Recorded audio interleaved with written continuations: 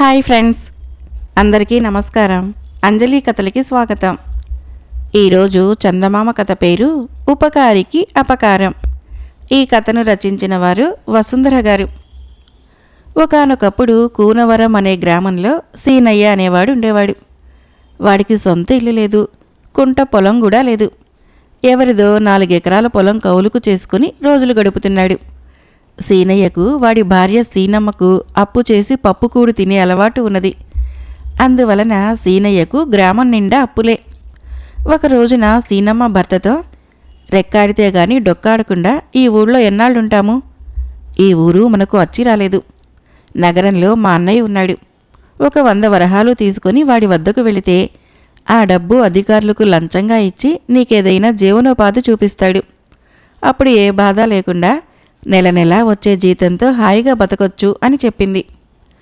ఈ ఉపాయము సీనయ్యకు నచ్చింది. అయితే నగరానికి తీసుకుపోవటానికి ఇంట్లో చిల్లిగవ్వలేదు. ఎవరినైనా అడుగుదామంటే ఊరు నిండా అప్పులు. అయినా వాడు నలుగురికి 4 మాయమాటలు చెప్పి 100 వరహాలు అప్పుగా తీసుకొని అడవి మార్గాన నగరానికి బయలుదేరాడు. కానీ వాడి దురదృష్టం కొద్దీ అడవి మధ్యలో వాణ్ణి దొంగలు పట్టుకొని దగ్గర ఉన్న 100 వరహాలు లాక్కొని బందీగా తీసుకుని పోయారు. దొంగల నాయకుడు వాడికి రోజు తనకు మాలీసు చేసే పని అప్పగించాడు. ఆ ప్రకారము సీనయ్య రోజు దొంగల నాయకుడితో పాటే తిరుగుతూ నాయకుడు విశ్రాంతి తీసుకునే సమయంలో వళ్ళు పడుతూ ఉండేవాడు. అలా 4 మాసాలు గడిచాయి. ఒక రోజున విలువైన దుస్తులు ధరించిన పెద్ద మనిషి ఒకడు గుర్రం మీద వెళుతూ ఉండగా దొంగలు ఆయనని అటకాయించారు. పెద్ద మనిషి కత్తి దూసి వీరోచితంగా వాళ్లతో పోరాడాడు. కాని ఒక్కడు 10 మందితో ఎంతసేపు పోరాడగలడు? బాగా గాయపడి గుర్రం మీద వాలిపోయిన ఆయనని దొంగలు తమ నాయకుడి వద్దకు తీసుకుని వెళ్లారు. నాయకుడు పెద్ద మనిషి ముఖం చూస్తూనే తన అనుచరుల మీద పట్టరాని కోపంతో మండిపడి ఆయనకు శీతలోపచారాలు చేసి స్పృహ తప్పించి ఆయన కాళ్ల మీద పడి తన తప్పు క్షమించమన్నాడు. ఆ పెద్ద మనిషి పేరు జయగుప్తుడు. మంచితనంలో ఆయనకు సాటి లేరని చెప్పుకుంటారు. ఒకసారి రాజభటులు తరుముతూ ఉండగా దొంగల నాయకుడు పారిపోయి జయగుప్తుడి ఇంట చేరాడు. బాగా గాయపడిన దొంగల నాయకుణ్ణి జయగుప్తుడు దాచి రహస్యంగా వైద్యం చేయించాడు. నాయకుడు వెళ్ళేటప్పుడు జీవితంలో మళ్లీ దొంగతనం చేయనని జయగుప్తుడికి మాట ఇచ్చాడు. నా ప్రాణదాతని నా అనుచరులే గాయపరిచారు. ఉపకారికి అపకారం చేశాను. మమ్మల్ని క్షమించమని అడిగే అర్హత కూడా నాకు లేదు అంటూ బాధపడ్డాడు దొంగల నాయకుడు. ఇందుకు జయగుప్తుడు నవ్వి, నీకు కావలసింది నేను క్షమించటమే అయితే అడగకుండానే నేను నిన్ను క్షమించేశానులే. కానీ నువ్వు మాట ఇచ్చి తప్పటము నాకెంతో బాధగా ఉన్నది. దోపిడీ దొంగలు తెలుసో తెలియకో ఉపకారికి కూడా అపకారం చేయగలరని నీకు తెలిసిందే కదా. కాబట్టి ఈ క్షణం నుంచి దొంగతనాలు మానేసి గౌరవంగా జీవించు. లేకుంటే ఒక దుర్మార్గుడికి ప్రాణదానం చేసి లోకానికి అపకారం చేశానని నేను బాధపడతాను అన్నాడు. అయ్యా, ఒక్కసారి చేసిన తప్పు మళ్ళీ చేయను. ఇన్నాళ్ళు నేను చేసిన తప్పులకు ప్రాయశ్చిత్తంగా ఈ అడవిలో ప్రయాణం చేసే యాత్రికులకు ఇతర దొంగల బాధ లేకుండా రక్షిస్తూ ఉంటాను. ఈ అడవిలోనే వ్యవసాయం చేసుకుని జీవిస్తాను అన్నాడు దొంగల నాయకుడు. జయగుప్తుడు దొంగల నాయకుడిలో వచ్చిన మార్పుకు ఎంతగానో సంతోషించాడు. అయితే నాయకుడు పక్కనే ఉన్న సీనయ్యకు కలకాలం తాను నాయకుడి సేవకుడుగా మిగిలిపోతాననే భయం వేసింది. వాడు ముందుకు వచ్చి జయగుప్తుడికి తన గోడు చెప్పుకున్నాడు. జయగుప్తుడు దొంగల నాయకుడితో, వీడు నీకు చేసిన సేవలకు గాను 4 మాసాలకు 4000 వరహాలిచ్చి ఇక్కడి నుంచి పంపించు అన్నాడు. దొంగల నాయకుడు అందుకు సరేనన్నాడు. అప్పుడు జయగుప్తుడు సీనయ్యతో, నిజానికి నేనిప్పుడు కూనవరం బయలుదేరాను. నా ఆరోగ్యానికి పల్లెటూరు గాలి మంచిదని వైద్యుడు చెప్పాడు. కూనవరంలో చెంగయ్య అనేవాడు ఇల్లు పొలం అమ్ముతున్నాడని తెలిసి 15,000 వరహాలు తీసుకుని ప్రయాణమైతే ఇలా జరిగింది. వెంటనే డబ్బందకపోతే చెంగయ్య ఇల్లు పొలము వేరెవరికైనా అమ్మేయగలడు. నేనేమో ఈ గాయాలతో కూనవరం రాలేను. నగరానికి వెళ్ళి అక్కడ కొన్నాళ్లున్నాక కూనవరం వస్తాను. ఈలోగా ఈ డబ్బు తీసుకుని వెళ్ళి నాకు పొలము ఇల్లు కొనిపెట్టు అన్నాడు. దొంగల నాయకుడు ఆశ్చర్యంగా, అయ్యా, మీరు ముక్కు మొహం తెలియని మనిషిని నమ్మి 15,000 వరహాలు ఇస్తున్నారు. వాడు మిమ్మల్ని మోసగిస్తే అన్నాడు. ఆ మాటలకి జయగుప్తుడు నవ్వి, నేను మనిషిలోని మంచితనాన్ని నమ్మినవాణ్ణి. సీనయ్య నన్ను మోసగిస్తే నాకు కలిగే నష్టము 15,000 వరహాలు మాత్రమే. అది నా సంపదలో 1,00,000 వంతు కూడా చేయదు. కాబట్టి నేనా నష్టాన్ని సులభంగా భరించగలను. ఉపకారికి అపకారం చేసి అందువల్ల పొందిన లాభాన్ని సీనయ్య భరించగలడో లేడో వాడికే తెలియాలి. పెద్దగా నష్టం లేనంత కాలము మంచితనాన్ని నమ్మటం నా పద్ధతి అన్నాడు. ఆ తర్వాత జయగుప్తుడు నగరం వెళ్ళాడు. సీనయ్య కూనవరం చేరుకున్నాడు. జరిగింది భర్త నోట విన్నాక సీనమ్మ, ఆ జయగుప్తుడు వెర్రిబాగులవాడిలా ఉన్నాడు. ఆ చెంగయ్య ఇల్లు పొలము మా అన్నయ్య పేరు చెప్పి మనమే కొనేసుకుందాము అన్నది. ఈ ఉపాయము సీనయ్యకు నచ్చింది. వాడు ఊళ్ళో 2,000 వరహాలతో తన అప్పులన్నీ తీర్చేసి చెంగయ్య అమ్మిన ఇల్లు పొలము తానే కొనేసుకుని నలుగురికి మాత్రము ఈ ఇల్లు పొలము తన కోసం కొనిపెట్టమని మా బావ చెప్పాడు అని అబద్ధాలాడాడు. ఆ తర్వాత నెల రోజులకి జయగుప్తుడి మనిషి నగరం నుంచి సీనయ్య కోసము ఒక ఉత్తరం తెచ్చాడు. తను కూనవరం రావటానికి ఇంకా మాసం గడువున్నదని, ఇల్లు పొలం కొన్న కబురు తెలియచేయమని ఆయన ఉత్తరంలో రాశాడు. సీనయ్య ఆయనకి ఈ విధంగా బదులు పంపాడు. అయ్యా, మీరు లోగడ పంపిన మనిషొకడు మీకు కూనవరంలో ఇల్లు పొలము వద్దని డబ్బు తన ద్వారా పంపమని చెప్పాడు. ఆ ప్రకారము ఆ ఇల్లు పొలము నేను వద్దంటే మా బావ కొనుక్కున్నాడు. డబ్బును నా దగ్గరే ఉంచాను. అయితే మీరు పంపిన మనిషి కారణంగా అందరికీ నా దగ్గర డబ్బున్నట్లు తెలిసిపోయి అదంతా అప్పుల వాళ్ళు పట్టుకుని పోయారు. మీకది నెమ్మదిగా తీర్చుకుంటాను. వారం రోజుల్లో సీనయ్యకు జయగుప్తుడి నుంచి మరొక ఉత్తరం అందింది. అందులో, నువ్వు నన్ను మోసగించావు. నీ వంటి మోసగాడున్న గ్రామంలో అడుగు పెట్టడం ఇష్టం లేక నేను మరొక గ్రామం వెళుతున్నాను అని ఉన్నది. ఆ ఉత్తరం చూసి సీనయ్య బాధపడ్డాడు. అయితే వాడి భార్య సీనమ్మ, ఎందుకా బాధ? నువ్వు ఆయనని మోసం చేయలేదు. ఆయన డబ్బు నీ వద్ద 15,000 వరహాలుంది. మోసగాడైతే ఆ డబ్బసలు నాకివ్వలేదంటాడు. నువ్వు దాన్ని బాకీ కింద తీరుస్తానన్నావు. నీ మంచితనాన్ని అర్థం చేసుకొని ఆ జయగుప్తుడు మంచివాడు కాదు. అలాంటి వాడి ఉత్తరం చూసి బాధపడకు అని చెప్పాడు. సీనయ్యకు భార్య మాటలు తృప్తి కలిగించాయి. ఆ విధంగా 2 సంవత్సరాలు గడిచిపోయినాయి. ఆస్తి ఉన్నా వాడికి ఎందులోనూ కలిసి రావటం లేదు. వానలు లేక పంటలు పండటం లేదు. తుఫాను వచ్చి ఇల్లు కూలింది. అది బాగు చేయించేటందుకు చాలా డబ్బు ఖర్చయింది. ఎప్పటిలాగా వాడు అప్పుల్లోనే ఉండిపోయాడు. ఇలా ఉండగా సమీపారణ్యంలో ఒక యోగి 100 వరహాలు తీసుకొని ఎలాంటి సమస్యకైనా పరిష్కారం చెబుతున్నట్లు సీనయ్యకు తెలిసింది. తన సమస్యకు వేరే వాళ్ళెవరూ దారి చూపలేరని వాడు 100 వరహాలు తీసుకొని యోగిని చూడబోయాడు. అయితే దారిలో దొంగ ఒకడు వాణ్ణి అటకాయించి దగ్గర ఉన్న డబ్బంతా బయట పెట్టమన్నాడు. ఏం చేయటమా అని సీనయ్య ఆలోచిస్తూ ఉండగా ఎక్కడ్నించో 2 మనుషులు మెరుపుల్లా వచ్చి ఆ దొంగను పట్టుకొని, దొంగతనాలు మానమని ఎన్నిసార్లు చెప్పినా నీకు బుద్ధి రావటం లేదు. ఇక నిన్ను క్షమించము. మా నాయకుడు నీకు తగిన శిక్ష నిర్ణయిస్తాడు అంటూ వాణ్ణి లాక్కుపోయారు. వాళ్ళు గతంలో దొంగల నాయకుడి అనుచరులని జయగుప్తుడికి ఇచ్చిన మాట మీద నిలబడి వాళ్ళు అరణ్యంలో యాత్రికులకు దొంగల భయం లేకుండా చేస్తున్నారని అర్థమయ్యి సీనయ్య ఎంతగానో సంతోషించాడు. తర్వాత వాడు యోగి దగ్గరికి పోతే ఆయన వాడి వంక తీక్షణంగా చూసి, నువ్వు ఉపకారికి అపకారం చేసిన మహాపాపివి.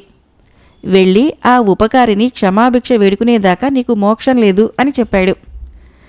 చేసేది లేక సీనయ్య అక్కడి నుంచి నగరం వెళ్ళి జయగుప్తుణ్ణి కలుసుకొని తన తప్పులు ఒప్పుకొని క్షమించమని వేడుకున్నాడు. జయగుప్తుడు చిన్నగా నవ్వి, పేదరికము ఎన్నో అనర్థాలకు దారితీస్తుంది. నువ్వు మోసం చేశావన్న కోపంతో నీకు ఉత్తరం పంపగానే నాకు నీ మీద ఉన్న కోపమంతా పోయింది. అడక్కపోయినా నిన్ను అప్పుడే క్షమించేశాను, వెళ్ళు అన్నాడు. సీనయ్య జయగుప్తుడి మంచితనానికి కృతజ్ఞత చెప్పుకొని తిరిగి తన గ్రామం కేసి బయలుదేరాడు. అరణ్యంలోకి అడుగుపెట్టగానే వాడికి మళ్ళీ ఇంకొక అనుమానం కలిగింది. జయగుప్తుడు నిజంగా తనను ఏనాడో క్షమించి ఉంటే తన సమస్యలెందుకు తీరిపోలేదు? సీనయ్య మరొకసారి యోగి వద్దకు వెళ్ళి, స్వామి, తమరు చెప్పింది నిజం కాదు. నేను అడగకుండానే జయగుప్తుడు నన్నెప్పుడో క్షమించేశానన్నాడు. అయినా నా సమస్యలన్నీ అలాగనే ఉన్నాయి. అంటే అందుకు కారణము వేరే ఏదో ఉన్నదనే కదా అని అడిగాడు. దానికి యోగి, మంచివాడి క్షమ చెడ్డవాళ్ల పాపాలని కడుగుతుందనుకుంటే అది చెడ్డవాడి తెలివి తక్కువతనం. ఈ ప్రపంచంలో చెడ్డవాళ్ల సంఖ్య ఎక్కువ, మంచివాళ్ల సంఖ్య తక్కువ. చెడ్డవాడి పాపము మంచివాడి క్షమతో పోతుందని తెలిస్తే చెడ్డవాడు మంచివాడి మంచితనాన్ని దుర్వినియోగం చేస్తాడు. ఎందుకంటే ఎలాంటి తప్పునైనా క్షమించటానికి మంచివాడు సిద్ధంగా ఉంటాడు. పశ్చాత్తాపం చెంది పరివర్తన తెచ్చుకొని చెడ్డ మనిషిని మరొక మంచి మనిషి క్షమించవచ్చును, కానీ దేవుడు క్షమించడు. నువ్వు జయగుప్తుడి డబ్బు అపహరించావు. ఆయన కొందామనుకున్న ఇల్లు పొలము ఆయనకు కాకుండా చేశావు. అందుకు నీలో నిజంగానే పశ్చాత్తాపం కలిగితే ఆ ఇల్లు పొలము మనస్ఫూర్తిగా ఆయనకిచ్చేసి కాళ్ల మీద పడి క్షమించమని అడగాలి. నువ్వు నీ సమస్యలు తీరిపోతాయన్న ఆశతో ఆయన వద్దకు వెళ్ళావు తప్ప నీలో రవ్వంత కూడా పశ్చాత్తాపం లేదు. తన తప్పుకు పశ్చాత్తాపపడి ఒక దారి దోపిడీ దొంగ ఇప్పుడు అడవిలో యాత్రికులను దొంగల బారి నుంచి రక్షిస్తూ ఉంటే ఆ దొంగకున్నపాటి నీతి నియమాలు లేని నీ వంటి వాణ్ణి జయగుప్తుడు క్షమించినా భగవంతుడెలా క్షమిస్తాడనుకున్నావు అని అడిగాడు. అప్పటికి సీనయ్యకు తన తప్పు అర్థమైంది. వాడు పశ్చాత్తాపంతో కుమిలిపోతూ జయగుప్తుడి దగ్గరికి వెళితే వాడు ఆయన్ని ఓదార్చి, వెర్రివాడా, నువ్వు నా నుంచి అపహరించిన ధనము నా సంపదలో 1,00,000వ వంతు కూడా చేయదు. ఈ సంగతి లోగడ దొంగల నాయకుడి దగ్గర చెప్పాను. అంతేకాక నీ వంటి వాడున్న గ్రామంలో అడుగు పెట్టడం కూడా ఇష్టం లేదన్నాను. ఈ రోజు నుంచి స్వార్థం విడిచి మంచిగా బ్రతుకు, ఆ ఇల్లు పొలము నువ్వే ఉంచుకో అని చెప్పాడు. సీనయ్య ఇంటికి తిరిగి వెళ్ళి దుబారా ఖర్చులు తగ్గించి శ్రద్ధగా వ్యవసాయం చేసి జయగుప్తుడి డబ్బుకు వడ్డీతో సహా బాకీ తీర్చి మంచి పనులు చేస్తూ మంచివాడిని అనిపించుకొని కలకాలము సుఖంగా జీవించాడు. మరొక కథ పేరు చెప్పుడు మాటలు. ఈ కథను రచించిన వారు లక్ష్మీ మనోజ్ఞ గారు. మణిపురాన్ని చంద్రవర్మ అనే రాజు పరిపాలించేవాడు. ప్రజలని కన్నబిడ్డల్లా చూసుకోవటంలో ఆయనకు ఆయనే సాటి. ఎంతటి ధర్మప్రభువో అంతటి వీరుడు కూడా. అయితే చంద్రుడికి మచ్చలా చంద్రవర్మలో ఒక లోపం ఉండేది. ఆయన చెప్పుడు మాటల్ని గుడ్డిగా నమ్మేసేవాడు. పొగడ్తలకు ఇట్టే లొంగిపోయేవాడు. ఈ బలహీనతని ఆసరాగా చేసుకుని కొందరు ఆయన చుట్టూ చేరి తమకు గిట్టని వారి మీద ఏవేవో పితురీలు కల్పించి చెప్పసాగారు. రాజు వాటిని గుడ్డిగా నమ్మి ఏమాత్రము ముందు వెనకలో ఆలోచించకుండా వాళ్ళని కఠినంగా శిక్షించేవాడు. అలా చెప్పుడు మాటలకి ఎందరో అమాయకులు బలయ్యారు. దానితో ప్రజల్లో చంద్రవర్మపై గల గౌరవము తగ్గి క్రమంగా అసంతృప్తి చోటు చేసుకోసాగింది. ఒక రోజున ఆస్థాన జ్యోతిష్కుడైన శ్రీనందుడు రాజభవనం పక్కగా వెళుతూ ఉండగా భుజం మీద పెద్ద పనసు పండు నొకదాన్ని పెట్టుకుని ఎదురుగా వస్తున్న ఒక మనిషి కనిపించాడు.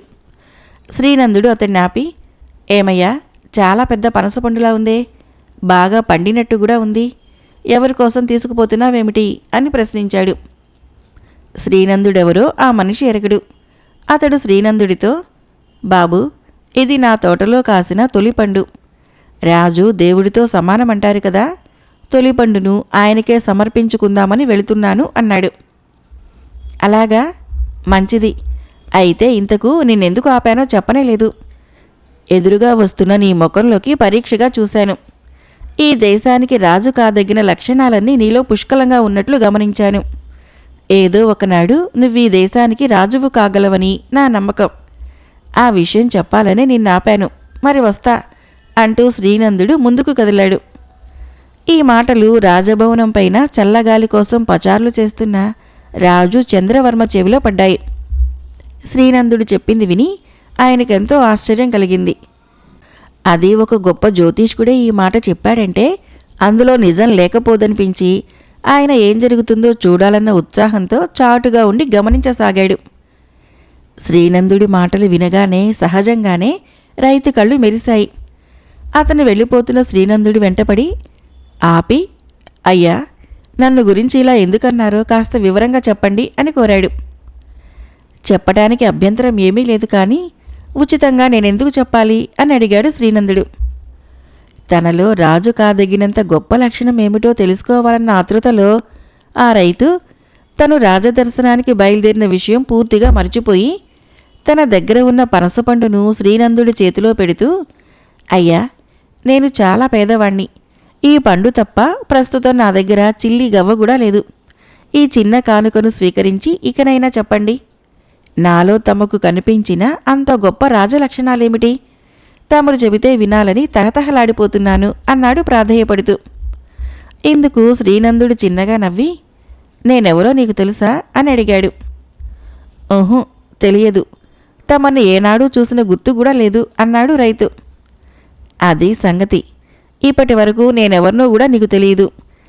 అయినా దారిని పోయే నేను నిన్ను చూసి ఏదో కల్పించి 4 పొగడ్త మాటలనేసరికి గుడ్డిగా నమ్మేశావు. ఒక పేద రైతుని నేను రాజు కావటమేమిటి, ఇది సాధ్యమయ్యే పనా అని ఆలోచించకుండా ఎంతో గౌరవభావంతో రాజుగారి కోసం తీసుకుపోతున్న కానుకను నాకిచ్చేశావు. దీన్ని బట్టి నువ్వెంత అమాయకుడివో వెర్రివాడివో తెలిసిపోతున్నది. ఎవరేది చెప్పినా వెంటనే నమ్మేసే నీలాంటి గొప్ప అమాయకుడు ఈ రాజ్యంలో ఇంకొకడు ఉండే అవకాశం లేదు. ఈ దేశానికి రాజు కావటానికి అంతకంటే ప్రధాన లక్షణం మరొకటేం కావాలి? ప్రయత్నించి చూడు, రాజువు కాగలవు అంటూ శ్రీనందుడు ముందుకు సాగాడు. ఇదంతా విన్న రాజు చంద్రవర్మ కళ్ళు తెరుచుకున్నాయి. తనకు తగిన పాఠం చెప్పడానికే శ్రీనందుడు ఇలా ప్రవర్తించాడని ఆయన గ్రహించాడు. ఆ తర్వాత శ్రీనందుడు ఆశించిన విధంగానే చంద్రవర్మ ప్రవర్తనలో పూర్తిగా మార్పు వచ్చింది. మరొక కథ పేరు డిసెంబరు పువ్వులు. ఇది రష్యా జానపద కథ. పూర్వకాలమందు రష్యా దేశపు ఒక పల్లెటూరిలో ఒక శ్రీమంతుడు ఉండేవాడు. అతనికి సోనియా అనే కూతురు. సోనియా తల్లి పోవటం చేత తండ్రి మళ్ళీ పెళ్లి చేసుకున్నాడు. రెండవ భార్యకు నటాషా అనే ఒక కూతురు ఉండేది. నటాషా పెరిగి పెద్దదైతున్న కొద్దీ ఆమె తల్లికి సవతి కూతురు పైన అసూయ ఎక్కువ కాజొచ్చింది. పాపం తల్లి కూతుళ్ళు సోనియాని యమయాతనలు పెట్టసాగారు. సోనియా చక్కని చుక్క, బుద్ధిమంతురాలు, ఓరిమికి పెట్టినది పేరు. సవతి తల్లి ఎన్ని తిప్పలు పెట్టినా భరించేది. తన మీద పడిన ఇంటేడు చాకిరీ సంతోషంగా చేసేది. ఇదంతా తండ్రికి తెలుసు. అయినా వాళ్ళని ఏమీ అనలేకపోయేవాడు. ఏదో వంక పెట్టి తల్లి కూతుళ్ళు సోనియాని వెళ్ళగొట్టాలని నిశ్చయించుకున్నారు. ఏదైనా అసాధ్య కార్యం ఒకటి వప్పచెప్పి తిరిగి ఇంటి మొహం చూడకుండా ఏ అడవుల్లోనో పడి తిరుగులాడుతూ ఉండేటట్లుగా చేద్దామనుకున్నారు. అది డిసెంబరు నెల, గడ్డు శీతాకాలం. రష్యా దేశంలో శీతాకాలం అంటే మన దేశంలో లా కాదు. భూమి అంతా మంచుతో కప్పబడి ఉంటుంది. మొక్క అనేది మొలవనే మొలవదు. సవతి తల్లి సోనియాని చేరబిలిచి, అమ్మాయి, కొండమీద పూచే పువ్వులు కాసిని వైద్యంలోకి కావలసి వచ్చినాయి. ఏ శ్రమలైనా పడి ఆ పువ్వులు పట్టుకుని రావాలి, వెళ్ళి వెంటనే అంటూ తొందర పెట్టింది. సంతోషంతో బయలుదేరింది సోనియా. పీడ వదిలింది. ఇక అది మళ్ళీ గడప తొక్కటం కల్లా అనుకొని సంతోషించారు తల్లి కూతుళ్ళిద్దరూ. పోయి అడవులెన్నో తిరిగి సోనియా కొన్నాళ్ళకి ఒక కొండ ప్రదేశం చేరుకున్నది. అదంతా మంచుమయం. దారి తెన్ను తెలియటమే లేదు. అయితే అల్లంత ఎత్తున మినుకుమంటూ ఒక చిన్న వెలుగు అప్పుడప్పుడు కనిపిస్తూ వచ్చింది. ఆ వెలుగు గుర్తుగా పెట్టుకుని ఆమె అదే వైపు పోసాగింది. చేరువకు పోయిన కొద్దీ ఆ వెలుగు పెద్దది కాజొచ్చింది. ఆమెకు ఆశ్చర్యం వేసింది. ఇంకా దగ్గరకు వెళ్ళింది. అది ఒక చలిమంట. దాని చుట్టూతా కొంతమంది పురుషులు కూర్చొని ఏదో మాట్లాడుకుంటూ చలి కాచుకుంటున్నారు. సోనియా ధైర్యంగా మంట దగ్గరికి వెళ్ళి కూర్చున్న వారికి నమస్కరించింది. కూర్చున్న వాళ్ళు 11 మంది. అక్కడనే పక్కన ఎత్తైన ఒక సింహాసనం మీద ఒక ముసలిరాజు తలపైన కిరీటము, చేతిలో రాజదండము ధరించి కూర్చొని ఉన్నాడు. సోనియా పెట్టిన నమస్కారాన్ని ఆయన అందుకున్నాడు. కూర్చొని ఉన్న 11 మందిలో ఒక ఆయన ఆమెను పలకరిస్తూ, అమ్మాయి, నువ్వెవరువు? మానవులు చొరరాని ఈ ప్రదేశానికి ఈ అపరాత్రి వేళ పనిగట్టుకుని ఎందుకు వచ్చావు అని ఆశ్చర్యంగా అడిగి కొంతసేపు ఊరుకొని, మేము మాసాలని పాలించే రాజులము. జనవరి, ఫిబ్రవరి, మార్చి, ఏప్రిల్ మొదలైనవి మా పేర్లు. ఏడాదికి 12 నెలల్లో ఒక్కొక్క నెలకు ఒక్కొక్కరము అధిపతిగా ఉంటాము. ఇప్పుడు ఆ సింహాసనం మీద కూర్చున్న ఆయన డిసెంబరు మహారాజులుంగారు అని ఆమెకు తెలియచేశాడు. సోనియా ఆ డిసెంబరు మహారాజులంగారి కేసి తిరిగింది. ఆ మంట యొక్క కాంతికి బంగారు బొమ్మలాగా మెరిసిపోయే ఆ బాలికను చూశాడు రాజు. ఆమె ముఖము చిరునవ్వుతో ఉన్నప్పటికీ అమాయకమైన దైన్యంతో కూడి ఉన్నట్లు కనిపించింది.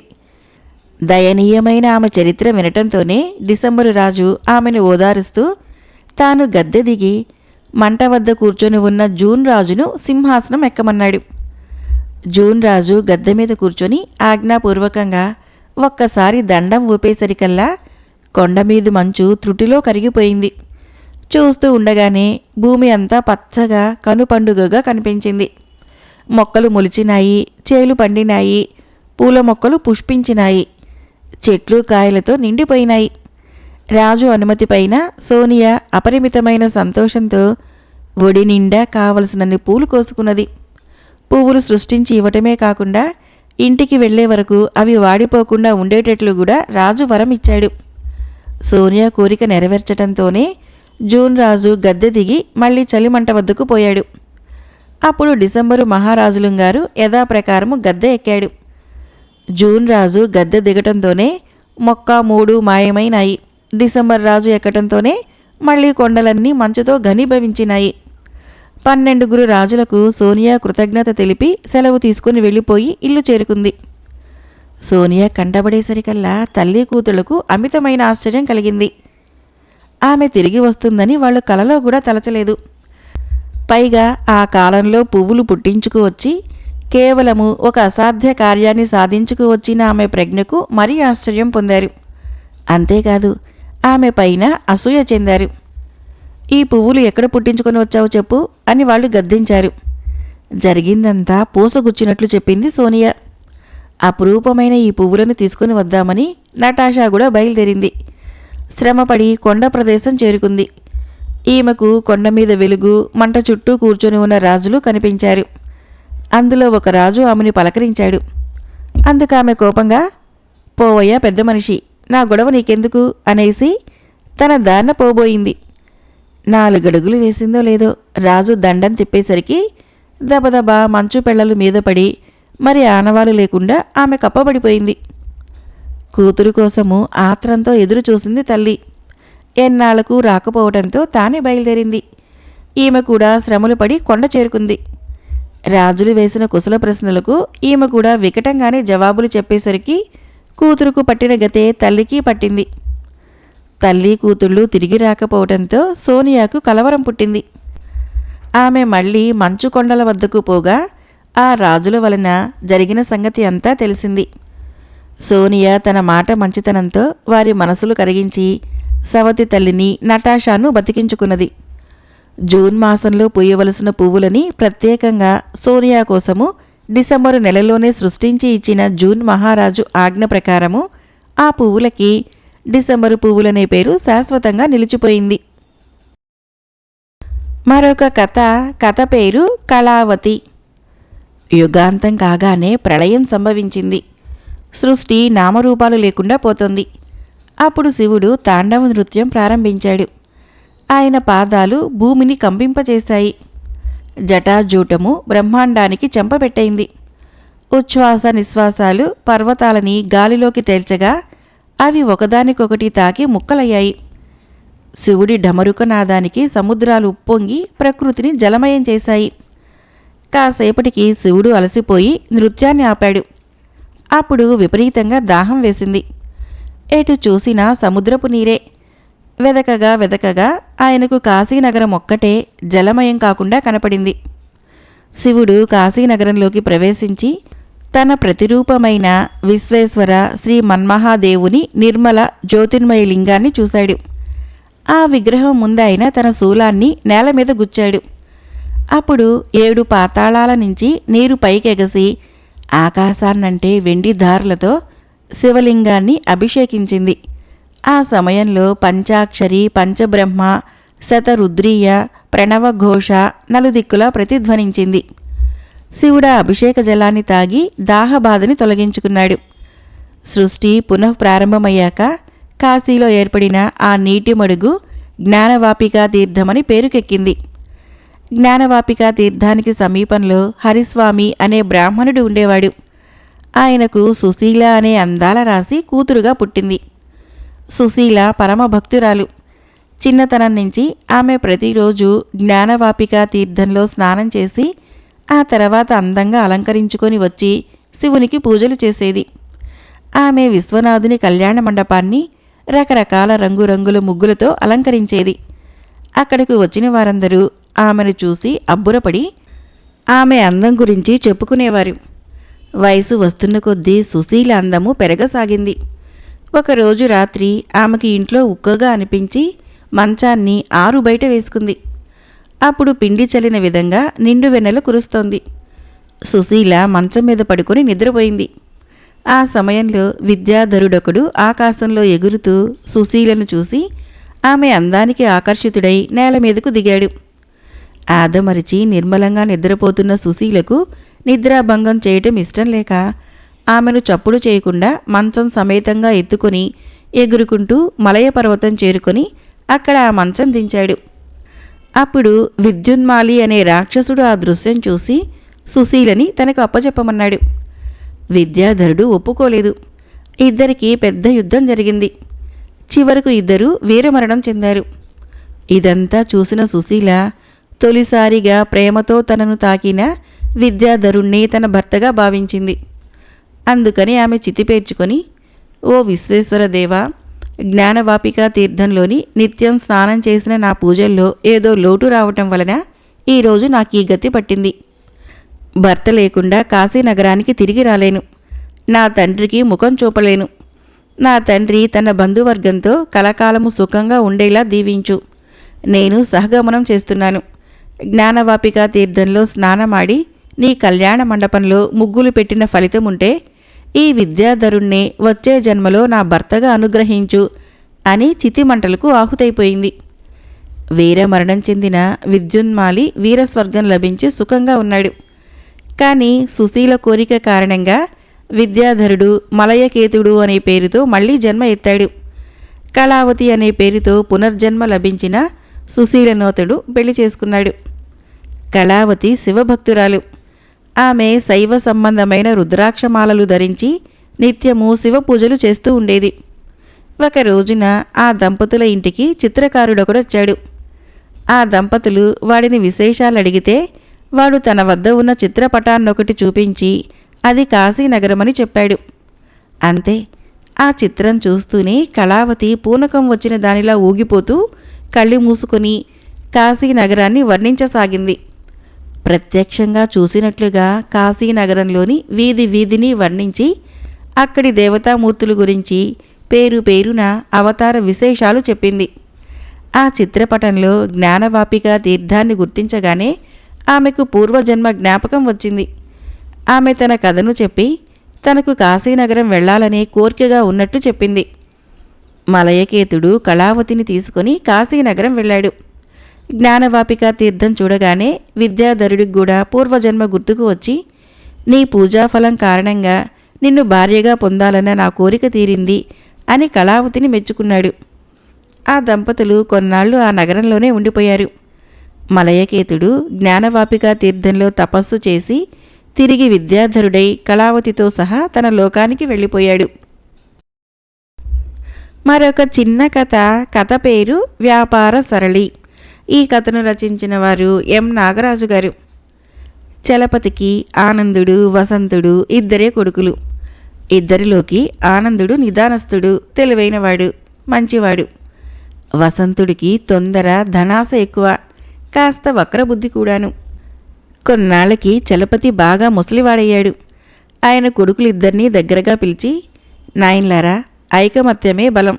మీరిద్దరూ నేను పొయ్యాక కూడా కలసికట్టుగా ఉండి వడ్డీ వ్యాపారం కొనసాగించి నేను సంపాదించింది రెట్టింపు చేసి సుఖపడండి అని చెప్పాడు. వసంతుడు వెంటనే, అన్నదమ్ములు కలిసి ఉంటే పెళ్లిళ్ళయ్యాక గొడవలు వస్తాయి, విడిగా ఉంటేనే అనురాగాలు నిలబడతాయి అన్నాడు. అప్పుడు చలపతి, నాయనా, నాకు ఆనందుడి గురించి బెంగలేదు. నీకు నిదానం లేదు. నీ గురించే నా దిగులు. అన్నతో కలిసి ఉంటేనే నీ బ్రతుకు బాగుంటుంది అన్నాడు. నాకొక అవకాశం ఇస్తే అన్నకంటే నేనే తెలివైన వాడినని రుజువు చేసుకుంటాను అన్నాడు వసంతుడు. నేనిప్పుడు తీర్థయాత్రలకు వెళతాను. ఇద్దరికీ చెరో 10,000 వరహాలు ఇస్తాను. ఏడాది తర్వాత నేను తిరిగి వచ్చాక ఎవరెక్కువ సంపాదిస్తే వారికే ఆస్తి అప్పజెబుతాను అన్నాడు చలపతి. దీనికి అన్నదమ్ములిద్దరూ అంగీకరించారు. చలపతి వాళ్లకు డబ్బులిచ్చి తాను తీర్థయాత్రలకు వెళ్ళాడు. అన్న తెలివి ఏపాటిదోనని వసంతుడు మొదట్లో కొద్ది రోజులు శ్రద్ధగా ఆనందుణ్ణి గమనించాడు. వాడెవరికి ఎంత వడ్డీ తీసుకుని అప్పులిస్తున్నాడో గమనించాడు. తర్వాత తను వాళ్ళ వద్దకు వెళ్ళి, నేను మా అన్న కంటే తక్కువ వడ్డీ తీసుకుంటాను, నా దగ్గరే అప్పు చేయండి అని చెబుతూ వచ్చాడు. ఆ విధంగా కొందరు వసంతుడి వద్ద అప్పులు చేశారు. అయితే అప్పటికి ఎక్కువ మంది అన్న దగ్గరికే వెళ్ళటం గమనించి ఏం చేయాలా అని ఆలోచించాడు. తన దగ్గర తక్కువ వడ్డీ అన్న విషయానికి ప్రచారం కావాలి కదా. అందుకని వాడు ఎవరెవరు తన వద్ద ఎంత తక్కువ వడ్డీకి అప్పులు తీసుకుంటున్నారో ఊరంతా ప్రచారం ప్రారంభించాడు. అయితే చిత్రంగా వసంతుడి దగ్గర అప్పు తీసుకునేవారి సంఖ్య బాగా తగ్గిపోయింది. వాడి వద్దకు వచ్చేవారు తొందరగా అప్పులు తీర్చలేకపోయేవారు. తండ్రి తిరిగి వచ్చేసరికి వాడి పరిస్థితి అంతంత మాత్రంగా ఉంది. వసంతుడు తండ్రికి జరిగిందంతా చెప్పి, ఊళ్ళో వాళ్ళకి అన్న నా మీద విషం నూరు పోసి ఉండాలి, లేకుంటే వడ్డీ తక్కువైనా ఒక్కరూ నా వద్దకు అప్పు కోసం రారెందుకు అన్నాడు. చలపతి నవ్వి, నీకు వ్యాపార సరళి తెలియదు, కూటికి లేని వాళ్ళు అప్పు చేసినా ఓ పట్టాన తీర్చలేరు. అలాంటి వాళ్లకు అప్పు ఇవ్వటమంటే డబ్బు సాయం చేయటం లాంటిదే. అది తిరిగి రాదనుకునే అప్పివ్వాలి. ఆ నష్టము ఉన్నవాళ్ళకి అప్పు ఇచ్చినప్పుడు పూడ్చుకోవాలి. అయితే ఉన్నవాళ్లకు అప్పు చేసిన విషయము ఎవరికీ తెలియకుండా గుట్టుగా ఉండాలి. అప్పు చేయటము వారికి సిగ్గుచేటు. నువ్వు అప్పిస్తే వాళ్ళ రహస్యం బట్టబయలు చేస్తావని భయపడి వడ్డీ ఎక్కువైనా వాళ్ళు అన్న దగ్గరికే వెళుతున్నారు. అది అలా ఉంచితే వ్యాపారస్తులు కలిసికట్టుగా ఉండాలి. నువ్వు నీ బాగు కంటే అన్నను దెబ్బతీయాలనే ప్రయత్నించావు.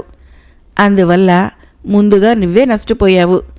అన్న తన బాగు మాత్రం చూసుకుని బాగుపడ్డాడు అన్నాడు. అప్పటికి వసంతుడికి తండ్రి మాటల సారాంశం బోధపడి ఆయన చెప్పినట్లే చేస్తానన్నాడు. ఆ తర్వాత చలపతి ఆనందుడికి ఆస్తి అప్పచెప్పి అందులో వసంతుడికి సగం వాటా ఇచ్చి నిశ్చింతగా కన్ను మూశాడు. కథ అయిపోయింది. ఫ్రెండ్స్, ఈ కథలు నచ్చినట్లయితే మన ఛానల్ని తప్పకుండా సబ్స్క్రైబ్ చేయండి, లైక్ చేయండి, షేర్ చేయండి, కామెంట్ చేయండి. Thank you.